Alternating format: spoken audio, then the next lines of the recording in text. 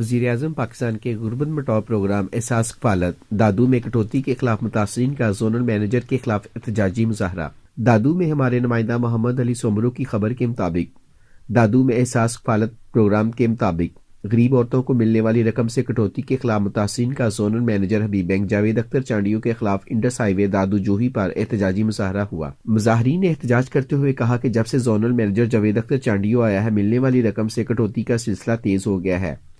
500 سے 2000 روپے کاٹ کر پیسے دیے جاتے ہیں۔ وفات پا جانے والی خواتین کے پیسے بھی خود ہی نکلوا لیتے ہیں۔